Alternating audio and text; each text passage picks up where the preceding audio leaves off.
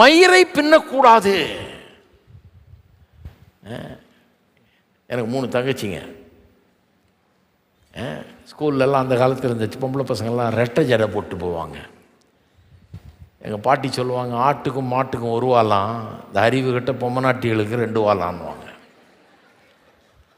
ஆனால் இதுங்க 3ம் பள்ளிக்கூடத்துக்கு போய் ரெட்டை ஜடை போட்டுக்கிறது. அங்கே பசங்க போட்டு விடுதுங்க, போட்டு விடுது.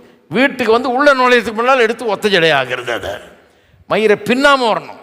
எங்கள் ஆட்சி எப்படின்னா, தலையை துவட்டி சீப்பே போட மாட்டாங்க. அதுக்கெல்லாம் வசனம் வச்சுருக்கிறாங்க. பைபிளில் எல்லாம் இருக்குது பாருங்கள்.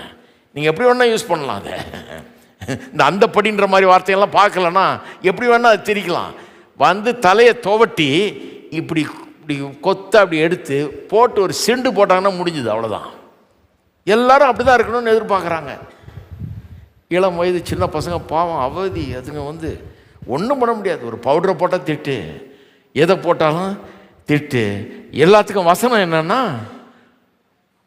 1 பேதுரு 3ஆம் அதிகாரம் 3ஆம் வசனம், மயிரை பின்னக்கூடாது, பொன்னாபரணங்களை அணியக்கூடாது, உயர்ந்த வஸ்திரங்களை உடுத்தி கொள்ளக்கூடாது, புறம்பான அலங்கரிப்பு எதுவுமே பண்ண அலங்கரிப்பே கூடாது. ஒரு பிரசங்கியார் சொல்கிறார் ஒருத்தட்ட, இது என்ன கையில் தேளு மாதிரி வாட்ச சொல்கிறாரு.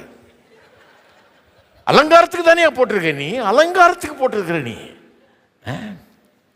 அப்படி எப்படிங்க பண்ணுறது? அவர் மாதிரி பாக்கெட்டில் வச்சுக்கணும். அவர் ரவுண்டு வாட்ச உடனே பாக்கெட்டில் வச்சு அப்பப்போ எடுத்து பார்த்துக்கிறாரு. இது எந்த காலத்து பழக்கம்? இது 100 வருஷத்துக்கு முன்னால் மனுஷர்கள் பண்ணிட்டு இருந்தாங்க. அந்த மாதிரி இது மாதிரி எல்லாம் வந்து வசனத்தை என்ன சொல்லுதுன்னே கவனிக்கல. என்ன சொல்ல வர்றாரு? மனைவிகளுக்கு சொல்லிட்டு இருக்கிறாரு. எப்படி புருஷர்களுக்கு கீழ்ப்படிந்திருக்கணும்னு சொல்கிறாரு. எப்படி கிறிஸ்துவ நம்பாத புருஷனை, ஒரு மாதிரி நியாயமாக நடந்து கொள்ளாத ஒரு புருஷனை, அவ்வளோ பெரிய யோகியனா இல்லாத ஒரு புருஷனை கூட உங்களுடைய நடக்கையினால ஆதாயப்படுத்தி கொள்றதுன்ற ஒரு சீரியஸ் போதனையை கொடுத்துட்டு இருக்கிறாரு. அவங்களுக்கு சொல்கிறாரு, அம்மா புருஷன் அப்படி இருக்கிறான், நீ எதை கவனிக்கணுமோ அதை கவனிக்கமான்ற மயிரை பின்னுறதுலையே இருக்கிற, நகையை போட்டு அப்பிக்கிறதுலையே இருக்கிற, மேக்கப் போட்டுக்கிறதுலையே இருக்கிற. அவன் உன் மேக்கப்பை பார்த்து மாற போகிறதில்ல, உன் நகையை பார்த்து மாற போகிறதில்ல, உன் மயிரை பின்னுறதுனால மாற போகிறதில்ல.